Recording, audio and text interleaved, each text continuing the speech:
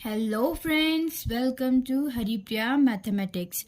आज का हमारा टॉपिक है द्विघात समीकरण। ओके, अब हम समझते हैं द्विघात समीकरण होता क्या है। आप देखो, X square plus B x plus C is equal to 0, A does not is equal to 0 द्विघात समीकरण का मानक रूप है। ओके, जब आपके पास कोई इक्वेशन किस फॉर्म में हो, x square plus B x plus c, जहां आपके पास x क्या होते हैं, वेरिएबल, ठीक है, और जहां आपके पास x क्या है, चर, और a b c क्या है, आपके पास अचर हैं, ठीक है। और जब हमारे पास चर x की घात कितनी होती है, 2 होती है, तो इसी को हम क्या कहते हैं, द्विघात समीकरण। ओके, और द्विघात समीकरण में आपका एक ही चर होगा, मींस अगर यहाँ पे आपके पास x है तो b के साथ भी क्या होगा, x ही होगा, ठीक है ना। यहाँ पे y कोई दूसरा चर नहीं होगा, ठीक है। तो आप क्या बोलोगे, X square plus B x plus C is equal to 0। जो इस प्रकार की समीकरण होंगी वही हमारी क्या हो गई, द्विघात समीकरण। ओके, अब जैसे हमने कोई एग्जाम्पल लिया है, कोई उदाहरण लिया है, क्या है, 2x square plus X minus 300 is equal to 0, means 2x की घात 2x square plus X minus 300 is equal to 0 एक द्विघात समीकरण है। ऐसा क्यों है, क्योंकि x की घात हमारे पास कितनी हो गई, 2। जब x की घात हमारे पास 2 होगी किसी समीकरण में, तो हम बोलेंगे कि वो समीकरण हमारी कैसी होगी, द्विघात समीकरण। ओके, आई होप आपको समझ में आ गया होगा। अब हम देखते हैं आपकी एक्सरसाइज 4.1 या प्रश्नावली 4.1 का फर्स्ट क्वेश्चन, ठीक है, जहां पे आपके पास बोला गया है, जांच कीजिए कि क्या निम्न द्विघात समीकरण हैं। आपको क्वेश्चन दिए गए हैं और आपको बताना है कि ये द्विघात समीकरण होंगे या नहीं।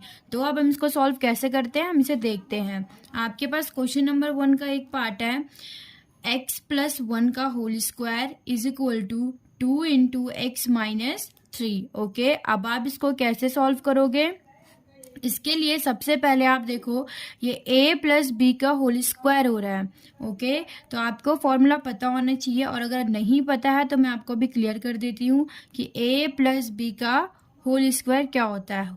ये होता है a square plus B square plus 2ab, ठीक है। ये फॉर्मूला आपको अच्छे से याद रखना होगा, ठीक है, क्योंकि ये फॉर्मूला आपका बहुत जगह यूज आगे होने वाला है और होता ही है, ठीक है। तो x प्लस 1 का होल स्क्वायर भी क्या हो जाएगा, सेम, हमने x को क्या मान लिया है, a, और 1 को क्या मान लिया है, b, तो ऐसे ही ये वाला हमारा ब्रैकेट ओपन होगा, ठीक है। जैसे हमारे पास है a प्लस बी का होल स्क्वायर, तो क्या हो जाएगा, a square plus B square plus 2ab, ठीक है ना। अब मैंने क्या बोला, x को हमने क्या माना है, a, तो x का क्या हो जाएगा हमारे पास, इसे ओपन करेंगे हम ऐसे, तो x square plus B square है ना, तो 1 स्क्वायर प्लस 2ab, तो 2ab, okay, is equal to, अब आप देखो 2 इंटू एक्स माइनस 3, इसको हम ऐसे ही लिख देते हैं, ठीक है। अब सेम आप देखो, एक्स स्क्वायर प्लस 1 का स्क्वायर हमारे पास क्या होता है, 1 ही होता है, ठीक है। आप हमेशा याद रखना कि जो एक का वर्ग होता है, एक का स्क्वायर होता है, वो हमेशा क्या होता है, एक ही होता है, ठीक है। और प्लस 2x आएगा यहाँ पे, ठीक है, क्योंकि 2 1 जा 2 और x, तो क्या आ गया हमारे पास, 2x इज इक्वल टू, अब आप इसकी मल्टीप्लाई 2 की मल्टीप्लाई अंदर कर दो, तो 2 की मल्टीप्लाई एक बार x से होगी तो क्या आ जाएगा 2x, और माइनस 2 की मल्टीप्लाई 3 से होगी तो 3 2 जा 6। अब ये माइनस कहाँ से आए, ये माइनस 3 के साथ है, वो वाला माइनस है।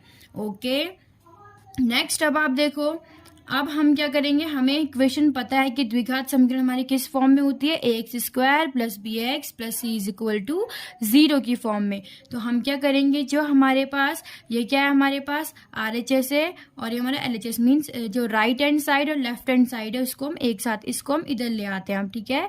तो x square plus 1 plus 2x इधर आएगा तो किस में आएगा, माइनस में, 2x प्लस 6।